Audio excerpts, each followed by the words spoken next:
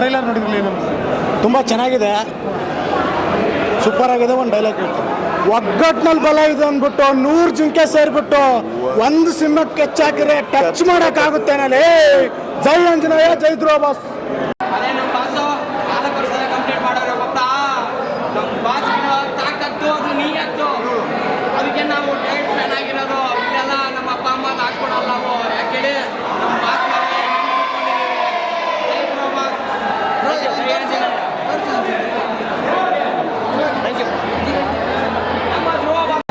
ಅವ್ರ ಬಗ್ಗೆ ಇನ್ಮೇಲೆ ಯೋಗ್ಯತೆ ಇರ್ಬೇಕು. ಅವ್ರ ಬಗ್ಗೆ ಮಾತಾಡೋಕ್ಕೆ ಮಾರ್ಟಿನ್ ಬರ್ತಾ ಇದೆ, ಅವ್ರೆಲ್ಲರೂ ನೋಡಿಬಿಟ್ಟು ಆಮೇಲೆ ಮಾತಾಡಿ ಅವ್ರ ಬಗ್ಗೆ ಏನಂತ.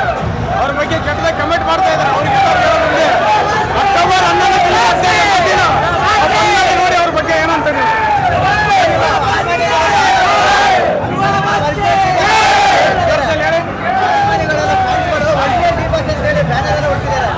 ಡಿ ಬಾಸ್ ಅಂದ್ರೆ ಧ್ರುವ ಒಂದೇ ಇಂಡಸ್ಟ್ರಿಯಲ್ಲಿ.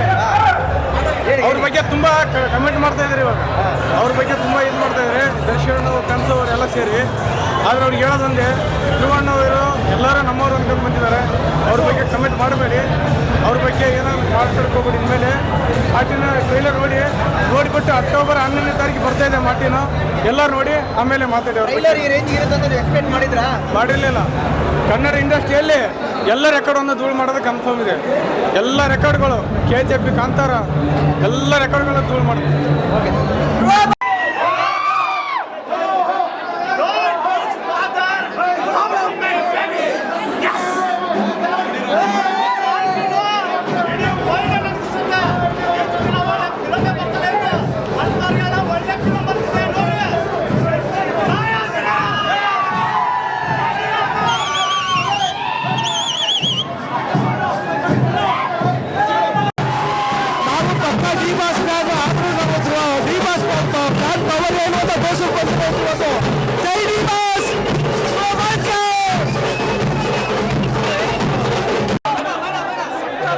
ಹಾಲಿವುಡ್ ಲೆವೆಲ್ ಅಲ್ಲಿ ಇದೆ ಕನ್ನಡ ಇಂಡಸ್ಟ್ರಿಲಿ. ಈ ತರ ವಿಷಯಸ್ ಇದುವರೆಗೂ ಬಂದಿಲ್ಲ.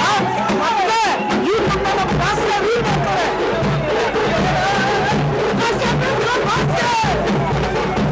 ನೆಕ್ಸ್ಟ್ ಲೆವೆಲ್ ಟ್ರೈಲರ್, ಬೇರೆ ವಿಜುವಲ್ಸ್ KGF ಮೀರಿಸುತ್ತೆ ಇಂಟರ್ನ್ಯಾಷನಲ್ ಲೆವೆಲ್. ಸೊ ಸಿಂಪಲ್ ಆಗಂದ್ರೆ ದೇವ್ರಿಗೆ ಅಲಂಕಾರ ಮಾಡಕ್ ಬೇಕು ಹೂವ. ಇವರೇ ನಮ್ಮ ಮನೆ ದೇವರು ಧ್ರುವ.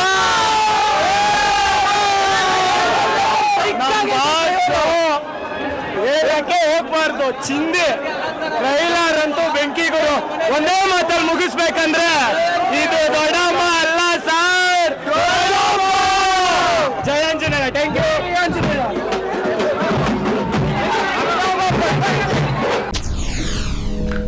SS TV ಸಿನಿಮಾ ಜಗತ್ತಿನ ಕ್ಷಣ ಕ್ಷಣದ ಸುದ್ದಿಯೊಂದಿಗೆ.